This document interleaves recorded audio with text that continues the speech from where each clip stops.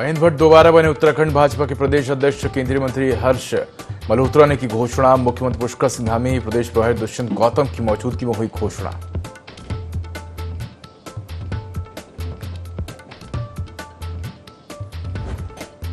पंचायत चुनाव में फिर उठा परिवारवाद का मुद्दा। भाजपा ने कांग्रेस को घेरा। भाजपा प्रदेश अध्यक्ष महेंद्र भट्ट बोले, जनता अब विकासवाद के साथ परिवारवाद को देगी जवाब।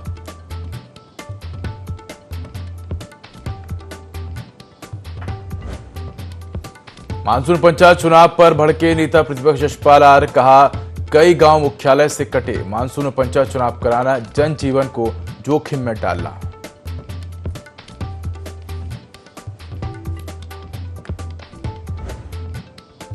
उत्तरकाशी सिलाई बैंड हादसा, लापता मजदूरों की खोज तीसरे दिन भी जारी। लापता मजदूर की तलाश में जुटी एनडीआरएफ, आईटीबीपी की टीमें।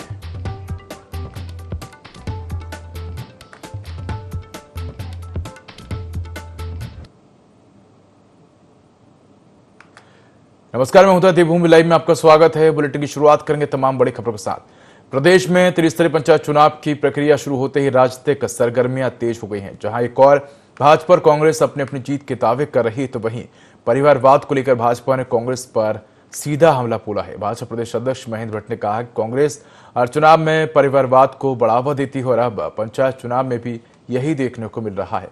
उन्होंने आरोप लगाया कि कांग्रेस में परिवारवाद चरम पर पहुंच चुका है, लेकिन अब जनता जागरूक हो चुकी है। भट्ट ने कहा कि जनता अब विकास के मुद्दे पर वोट करती है और इस बार के पंचायत चुनाव में भी परिवारवाद को करारा जवाब मिलेगा। उन्होंने विश्वास जताया है कि जनता विकासवाद को चुनेगी और भाजपा को समर्थन देगी।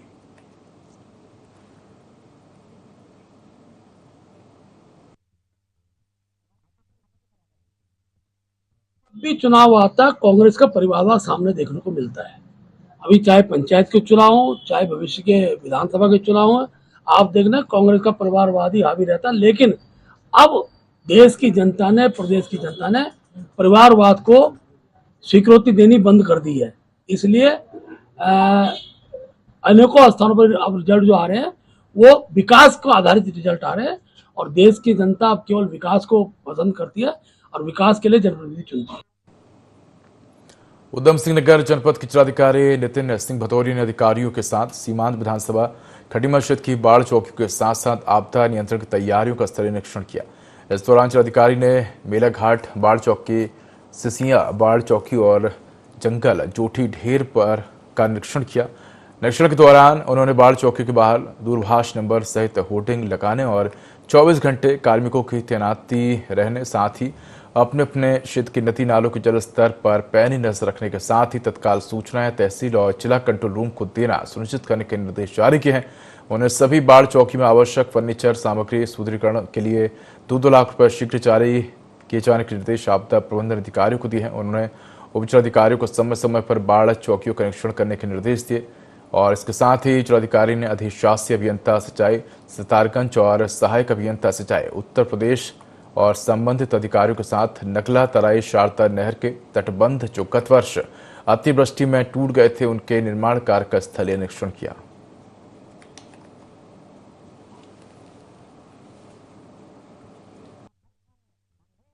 यूपी सिंचाई की भी टीम मौजूद है और उत्तराखंड सिंचाई की भी टीम है और संयुक्त निरीक्षण किया जा रहा है टीमों के साथ। ये देखा जा रहा है कि जो पिछली बार खटीमा में हमारे जो पॉइंट्स थे उन पॉइंट्स को हम कैसे मिनिमाइज कर सकते हैं। कुछ पॉइंट्स में पूरी की तैयारी के साथ नगर निगम ने और नगर पालिका ने और सिंचाई विभाग ने मिलकर काफ़ी अच्छा काम किया है और शहर के अंदर पानी का इस समय भराव नहीं हुआ है। और यहाँ पे भी हम लोगों ने यहाँ पे जो देखा है कि हमारे 2 पॉइंट्स हैं जहाँ पे पिछली बार शारदा नहर का कटाव हुआ था, तो उसमें भी काम चालू है और एसडीएम साहब को पूरा फैसिलिटेशन करने के निर्देश दे दिए। चलिए रुक करेंगे देहरादून का, जहां बता दें कि उत्तराखंड बीजेपी ने प्रदेश अध्यक्ष चुन लिया और इसी को लेकर मुख्यमंत्री पुष्कर सिंह धामी संबोधित कर रहे हैं।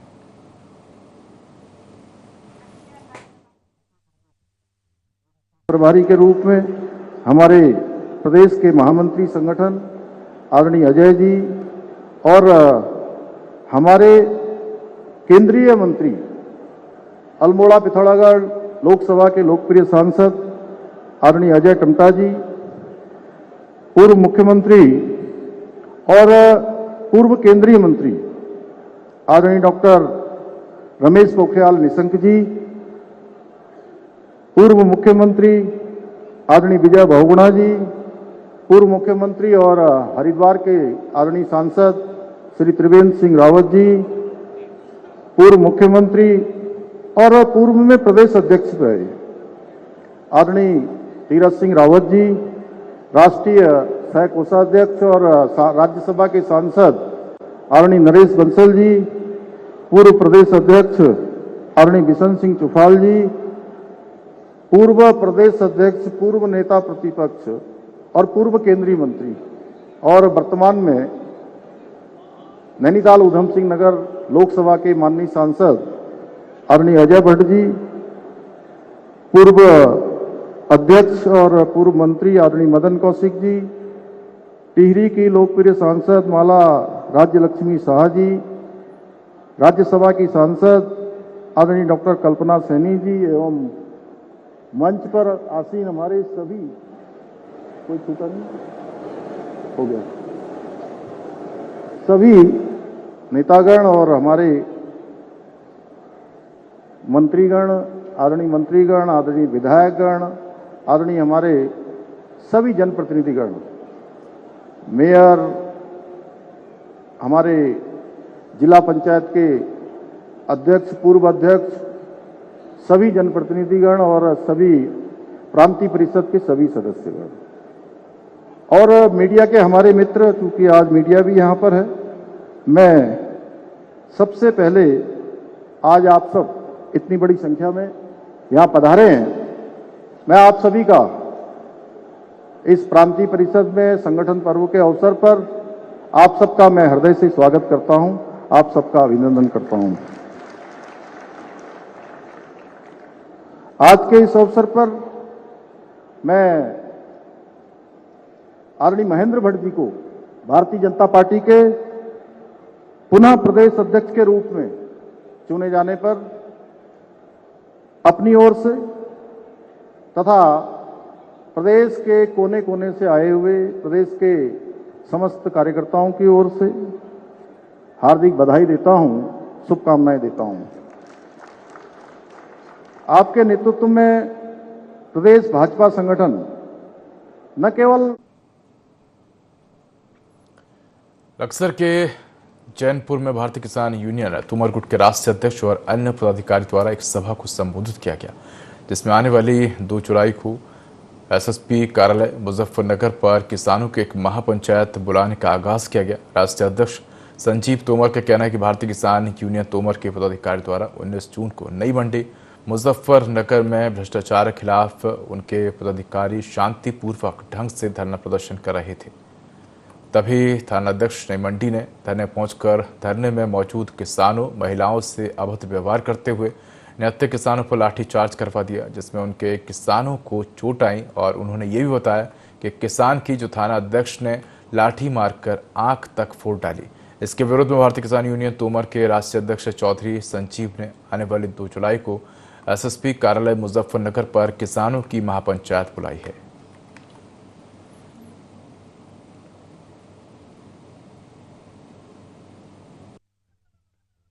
किसान यूनियन तोमर मुजफ्फरनगर मंडी में धरना प्रदर्शन कर रही थी और वहां पर कुछ पुलिस कर्मचारियों ने धरना प्रदर्शन पर निहत्थे किसानों के ऊपर लाठी बरसाई और अन्य झूठे मुकदमे लगा के उनको जेल में भी डाला गया।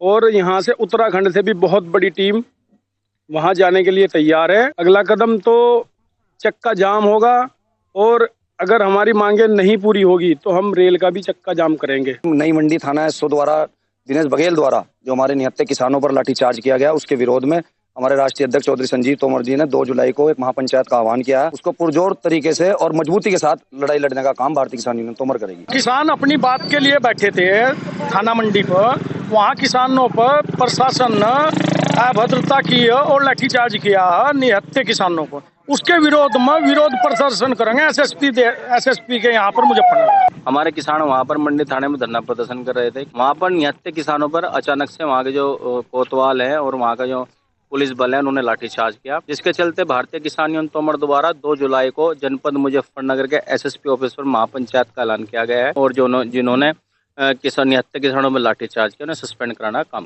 देखिए, ये सरकार का और जो वहाँ के अधिकारियों का फंडा है कि किसानों की आवाज दबाना का काम किया जा रहा है, लेकिन भारतीय किसान यूनियन तोमर ना तो पहले दबाए ना कभी आगे दबाएगा, और जो फर्जी मुकदमे हमारे किसानों पर दर्ज किए उन्हें भी खत्म कराना का काम संगठन द्वारा। उत्तराखंड में मानसून दस्तक दे चुका है और सीमांत जनपद उत्तरकाशी में बारिश से भारी तबाही भी हो चुकी है। ऐसे में जिला होमगार्ड कमांडेंट ने दूरस्थ क्षेत्रों में विषम परिस्थितियों में ड्यूटी कर रहे जवानों के बीच पहुंचकर उनका हौसला बढ़ाया। बता दें कि जनपद उत्तरकाशी में चारधाम यात्रा के साथ आपदा की दृष्टि से संवेदनशील जगहों पर होमगार्ड के जवान तैनात रहते हैं। ऐसे में पहली बार अपने बीच कमांडेंट को पाकर जवानों के हौसले बुलंद हैं और मानसून पूरी तत्परता से ड्यूटी करने को तैयार हैं। कमांडेंट ने जवानों को प्रशस्ति पत्र देकर उनकी पीठ थपथपाई।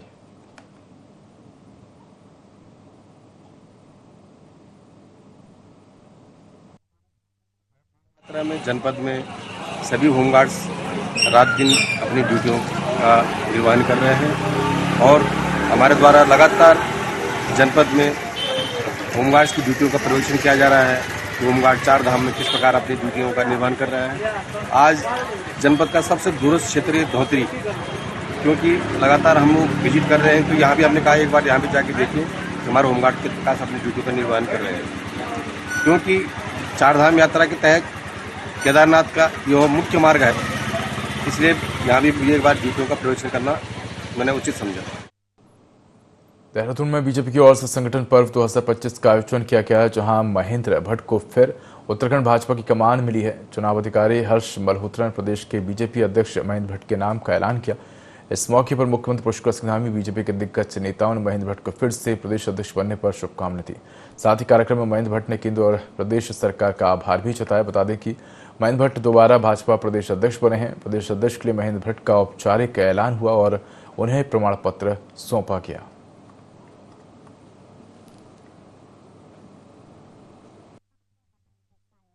मित्रों, संगठन की दृष्टि अगर मैं कहूं तो जो लक्ष्य केंद्र ने हमको दिया, चाहे सदस्यता का लक्ष्य हमको 20 लाख मिला हो, हमने 22 लाख प्राथमिक सदस्य इस राज्य के अंदर सदस्य बनाए। इसके लिए मैं आप सबको बधाई देता हूं और धन्यवाद करता हूं। सक्रिय सदस्य की संख्या भी 15,000 तक हमारे यहाँ हुई है। आज हम अपने केंद्र और राज्य सरकारों की विकासोन्मुखी और जन कल्याणी नीतियों के सहयोग और संगठन के अपूर्व सामर्थ्य से अपने ही पूर्व में स्थापित कीर्तिमान को तोड़ रहे हैं। जब विपक्ष हमारे लिए कोई चुनौती नहीं होता, तो ऐसे समय में हम स्वयं पिछली जीत को चुनौती मानकर सफलता की नई इमारत खड़ी करते हैं, जिसके अनेक उदाहरण हमारे सामने हैं। घाट पिथौरागढ़ राष्ट्रीय राजमार्ग पर राष्ट्रीय राजमार्ग प्राधिकरण एनएच की लापरवाही का एक बार फिर एक मामला सामने है, जहां क्षेत्र के जनप्रतिनिधि दीपेंद्र अधिकारी ने बताया कि दीप होटल के पास बीते 1 साल से सड़क धंसी हुई है, जहां अब तक ना तो मरम्मत की गई है और ना ही किसी तरह के चेतावनी संकेतक लगाए गए हैं। इससे कई वाहन चालकों के चोटिल होने की घटनाएं हो चुकी हैं। दीपेंद्र अधिकारी ने यही बताया कि भारतोली और सिंगदा क्षेत्रों में पहाड़ी ट्रीटमेंट से निकला मलबा सड़क पर फैला हुआ है, जो मार्ग को अवरुद्ध कर घटनाओं को न्योता दे रहा है। वहीं चोयरानी मोटर मार्ग के पास बंद पड़े कलमठ से भी दुर्घटना और जलभराव की आशंका बनी हुई है। मानसून के चलते मार्ग की स्थिति बेहद खराब हो गई है, जिससे लगातार हादसों का खतरा बना हुआ है। उन्होंने प्रशासन से मांग की है कि तत्काल मरम्मत कार्य, मलबा हटाने और कलमठ खोलने की कार्रवाई की जाए।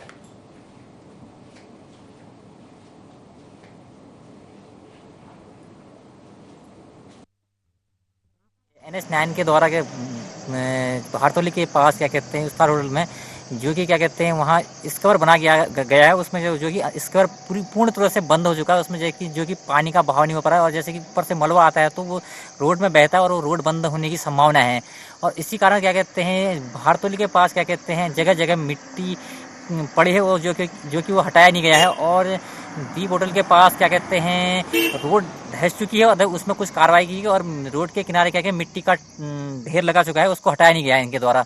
ये बड़ी लापरवाही की गई, 1 साल से ऊपर हो चुका है इसमें। क्या कहते हैं जो प्रशासन से ये मैं कहना चाहता हूँ कि NH को जल्दी से जल्दी आदेश दिए जाए कि इस कब्र खोलने के लिए क्या कहते हैं टाइम से बरसात मानसून आने से पहले इस कब्र खोलने की। हरियाणा मुख्यमंत्री नायब सिंह सैनी की ओर से 700 शराब के ठेके बंद किए जाने के फैसले ने समाज में सकारात्मक संदेश दिया है। और इसी पहल की सराहना करते हुए सफीद निवासी रविंद्र तोमर ने अनोखा संकल्प लिया। अपने गांव से पैदल यात्रा करते हुए बोगी के साथ हरिद्वार पहुंचे और वहां से गंगा जल भरकर हरियाणा के मुख्यमंत्री को धन्यवाद देने सीएम हाउस जाने की घोषणा की है। रविंद्र तोमर ने कहा कि मुख्यमंत्री की ये पहल हरियाणा को नशा मुक्त बनाने की दिशा में बड़ा कदम है और इससे समाज को नई दिशा मिलेगी। उन्होंने लोगों से भी अपील की है कि वे देसी घी और दूध का सेवन करें और नशे से दूर रहें। रविंद्र तोमर की यह हजारों किलोमीटर लंबी पदयात्रा समाज को जागरूक करने और मुख्यमंत्री के फैसले को समर्थन देने का प्रतीक बन गई है। वे जल्द ही हरिद्वार से जल लेकर चंडीगढ़ स्थित मुख्यमंत्री निवास पहुंचेंगे।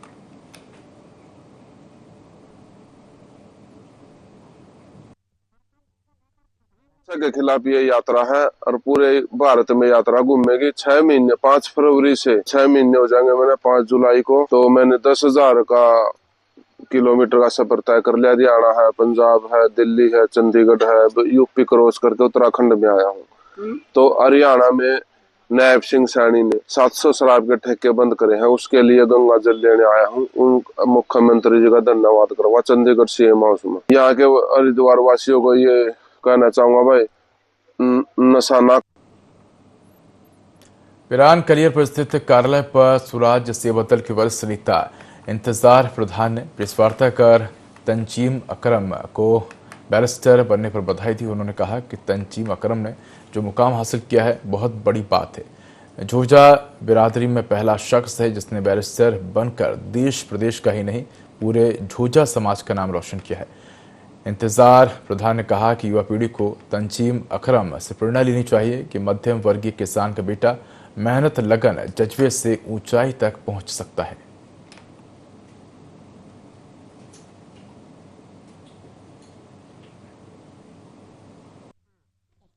ये बहन से एक सीख लेनी चाहिए। जब एक किसान का बच्चा बालिस्टर बन सको, हमारे बिरादरी में अच्छे अच्छे घर के बालिस्टर क्यों नहीं बन सकते? बस नशे से दूर रहो और अपना पढ़ाई लिखाई पर ध्यान रखो, उनका विरोध करो और कानून से मदद लो। बिरादरी को तो संदेश देना चाहिए, अपने बच्चों को ध्यान रखना चाहिए और अपने आसपास पड़ोस के को भी ध्यान रखना चाहिए। और हमारी बिरादरी का कुछ लोग जिम्मेदार होने चाहिए, बड़े छोटे, जो गांव हो या शहर हो, कोई भी गलत कार्य कर रहा।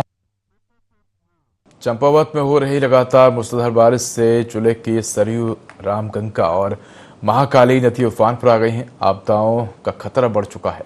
आपदाओं से निपटने के लिए एसपी चंपावत के नेतृत्व में चंपावत पुलिस ने कमर कस ली है। एसपी अजय गणपति ने बताया कि चंपावत में लगातार हो रही बारिश से आपदाओं का खतरा बढ़ गया है। पुलिस आपदा से निपटने के लिए तैयार है। एसपी ने बताया कि इस समय जिले की नदियां गदेर उफान पर हैं। लोगों से अपील की जा रही कि नदियों के किनारे ना जाएं। जल पुलिस को अलर्ट मोड पर रखा गया है। राजमार्ग में भी पुलिस तैनात की जा रही है। साथ ही टनकपुर पिथौरागढ़ राष्ट्रीय राजमार्ग में रात में वाहनों को प्रतिबंधित किया गया है। पुलिस के द्वारा आपदा संबंधित क्षेत्र में विशेष एहतियात बरती जा रही। इसके अलावा नेपाल सीमा पर अवैध गतिविधियों को रोकने के लिए एसएसबी के सहयोग से विशेष निगरानी की जा रही है।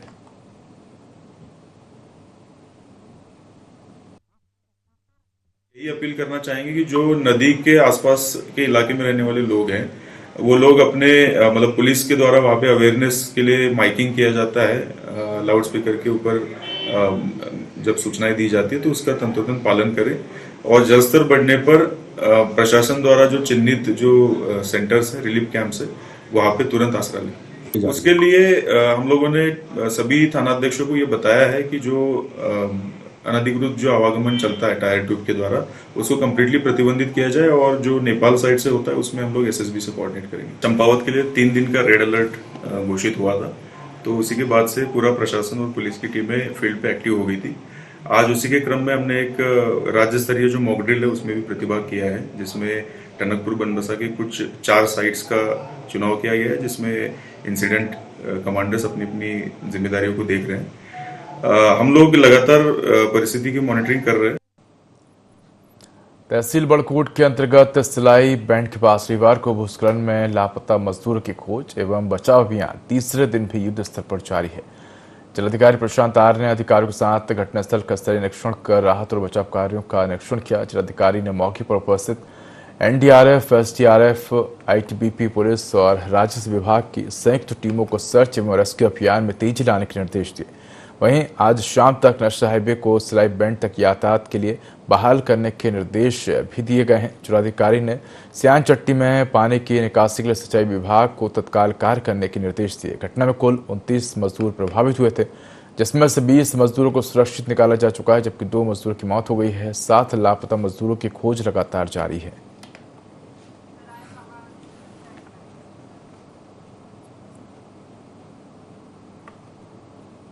प्रदेश में जारी बारिश ने हाहाकार मचा दिया है। कुलड़ी स्थित सराय क्षेत्र में अचानक एक पहाड़ी का हिस्सा दरक गया। जिस समय यह घटना हुई उस दौरान वहां नगरपालिका के कर्मचारी आवास में मौजूद थे। गनीमत यह रही कि कोई जनहानि नहीं हुई। समय रहते कर्मचारियों को सुरक्षित स्थान पर शिफ्ट कर दिया गया है। जानकारी के मुताबिक भारी बारिश के चलते पहाड़ का एक हिस्सा सराय के पास अचानक टूटकर नीचे गिर गया। हादसा सुबह के वक्त हुआ। नगरपालिका की टीम द्वारा एहतियातन शिफ्टिंग करवा दी गई थी, जिससे बड़ा हादसा टल गया। उधर पीड़ित ने कहा कि नुकसान बड़ा हो सकता था। पहाड़ी का हिस्सा टूटा और सीधा आवासों पर जा गिरा है, जिसमें आवास क्षतिग्रस्त हो गए। वहीं नगरपालिका अध्यक्ष मीरा सकलानी ने मौके पर पहुंचकर स्थिति का जायजा लिया। अध्यक्ष ने बताया कि 2 कर्मचारियों के आवास क्षतिग्रस्त हुए हैं। मौसम के अलर्ट को देखते हुए विभागों के आपस में तालमेल बनाकर कार्य करने के निर्देश दिए गए हैं।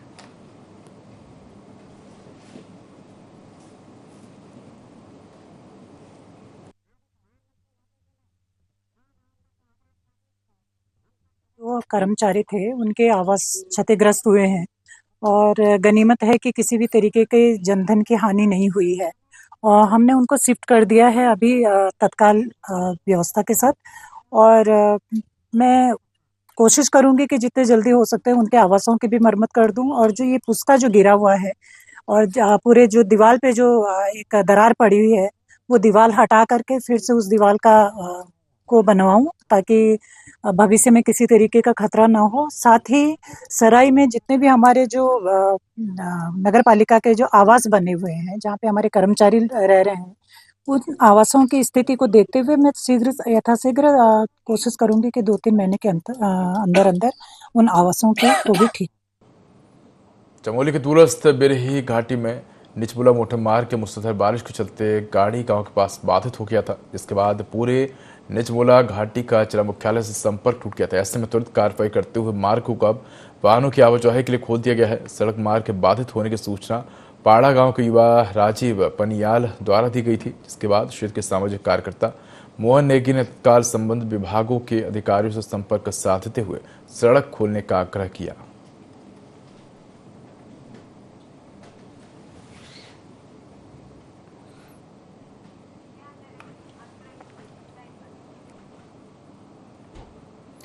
देहरादून में विकसित भारत 2047 के निर्माण के लिए हिमालयी राज्यों के परिप्रेक्ष्य में कार्यक्रम का आयोजन किया गया, जिसमें मुख्य अतिथि के रूप में सीएम पुष्कर सिंह धामी ने शिरकत की। इस मौके पर सीएम ने कहा कि शुभांशु शुक्ला ने अंतर्राष्ट्रीय स्पेस स्टेशन में भारत का तिरंगा फहराकर देशवासियों को गौरवान्वित किया है।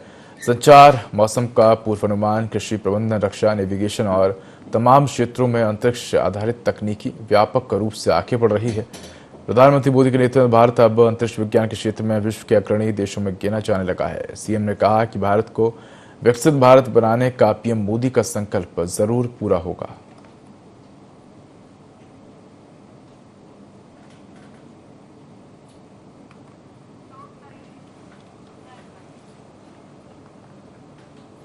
तो फिलहाल इस बुलेटिन में इतना ही। खबरों का अधिक अपडेट के लिए देखते रहिए i24। नमस्कार।